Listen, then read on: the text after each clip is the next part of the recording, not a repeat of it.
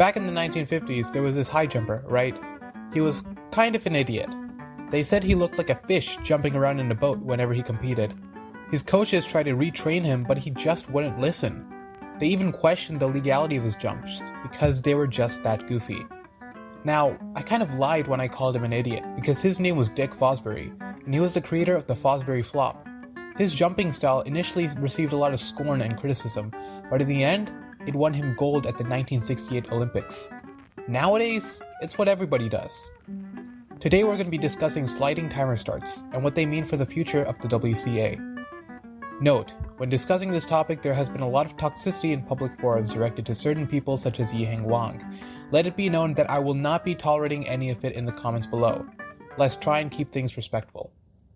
Part 1. What are sliding timer starts? Speedcubers often use speed stacks timers to time their official solves. The WCA regulations specify in detail how you are supposed to use them. You have to make sure that your hands are facing down, and only your fingers are touching the speed stack's timer pads. To start the timer, you have to lift your fingers from the timer and then pick up the cube and start stalling. Starting the timer with your palms instead of your fingers is a big no-no, and can result in your solve being +2'd. A sliding timer stop is where a solver starts with their fingers on the timer pads, and then moves their hands up towards the cube, all the while keeping contact with the pads, so that when they lift their hands off the timer, their hands are much closer to the cube. Yiheng Wang used sliding timer starts in his recent 0.78 world record average.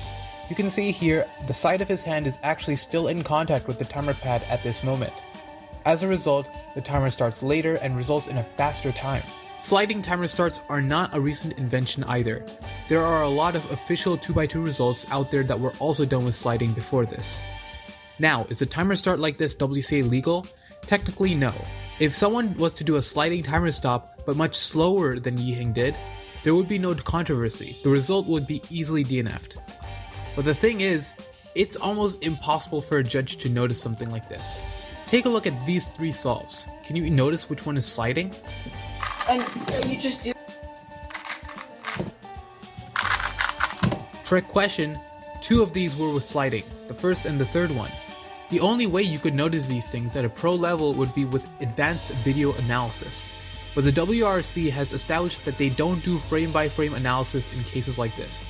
Yiheng's sliding timer stops aren't apparent unless you do this, so his record will stand. Wait a minute, what the heck? What do you mean advanced video analysis isn't allowed? Why would the WRC do this? These solves were recorded, the evidence is right there, but we can't use it?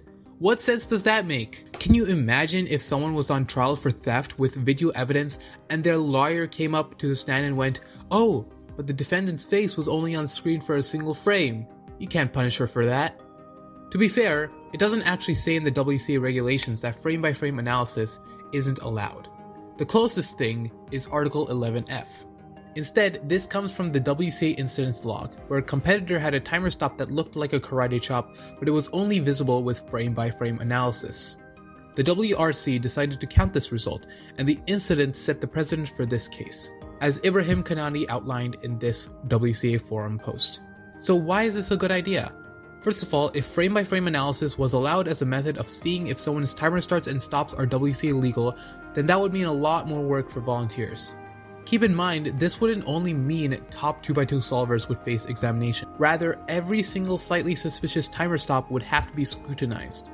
And how is a judge supposed to recognize if a solve is suspicious? Are they just supposed to go off vibes? Most judges only get 5 minutes of training. And this just ends up being another reason not to record your solves. Even if all my WCA starts were legal, my judge calling over a delegate and the delegate taking my phone to analyze and all that would be distracting for me. The second reason is that it just goes against the spirit. At the end of the day, it's speed cubing, not speed timer starting.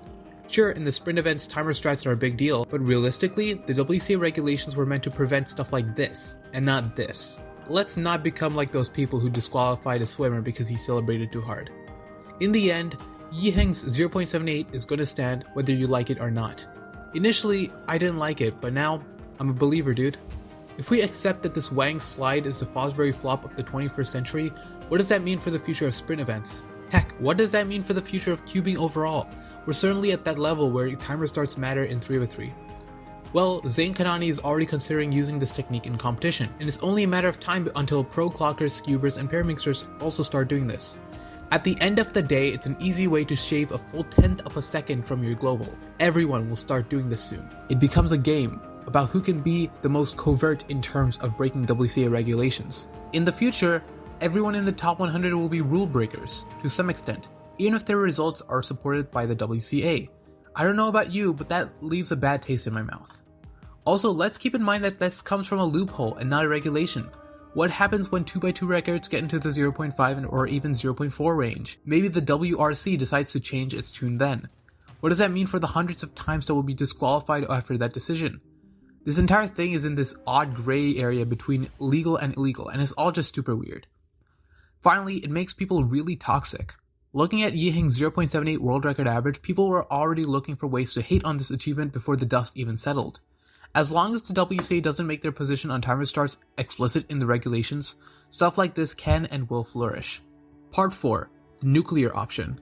The sports stacking community had something very similar going on with timer starts and stops, where infractions that weren't visible in real time caused people to lose records. Their solution to this was a new timer. The G5 timer had thumb pads as well as finger pads to ensure that the stacker made complete contact with the timer. Initially, people hated this. 4-pad mode was awkward and would make records significantly slower. The current world records would become legacy records, and the last decade of sports stacking history would be crossed out and written over.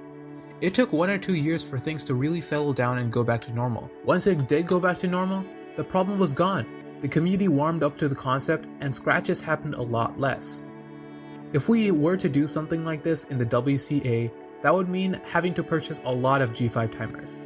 A lot of delegates still use G4 timers, and if they didn't have the money for the G5 timers, they wouldn't be able to organize competitions. There are plenty of solutions that don't have this hardware problem. One of them is elevating the timers. If the competitor has to reach down in order to pick up the cube, this would stop bad timer starts from happening because you physically cannot slide to pick up the cube. Another solution could be requiring the cube to be a certain distance, maybe around 6 inches or 15 centimeters away from the timer. This distance could be marked by a line on the mat. This solution would not stop sliding timer starts, but it would lessen the effect of them. The bad thing about all these solutions is, however, that they don't make times better. Instead, they make times worse. You have to reset every single record, every single result, every single time for every single event, with the exception of Big Blind, Multiblind, and FMC. Don't think this is just for 2x2. Oh no. Even in events like 7x7, the difference between 99th in the world and 100th in the world is minute, and a fraction of a second can make a difference in terms of your world rankings. Of course, the WRC may let the Big Cube and Megaminx records stand, but this would still entail an overhaul of everything in the WCA. So, is there a better solution? Part 5. Okay, fine. You win, Yiheng. In the end, I think the best solution is probably just letting sliding timer stops be a thing, by codifying them into the WCA regulations. The effect on sprint events will likely be very similar to when clock pin regs were altered. Don't be surprised if suddenly we see the first sub 1.5 cube average, or if a bunch of people get sub 1.1 averages on 2x2 out of nowhere. That will be expected. But once the dust settles, we're going to have a WCA that is much stronger and resilient. In conclusion, I don't think sliding timer stops are a crazy innovation, or that people who use them are geniuses for figuring this out. Rather, they just stumbled onto a loophole in the WCA and showed the community the need to patch it up. And this is probably the best way to do that. Thanks for watching, everybody, and see you later.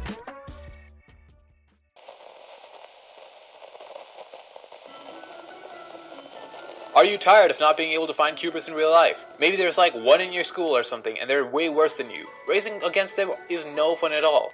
Introducing the 303 Solvers Discord. Meet and talk to all sorts of cubers, such as fast cubers, temporally challenged cubers, sprint event mains, big cube mains, and all-rounders. Be part of one of the most close-knit online communities out there. Get access to behind-the-scenes material for my videos, as well as upcoming projects being made by the 303 Solvers team. Join today by clicking the link down in the description. I said join today by clicking the link down in the description. Favorite t-shirt reveal at 750 members.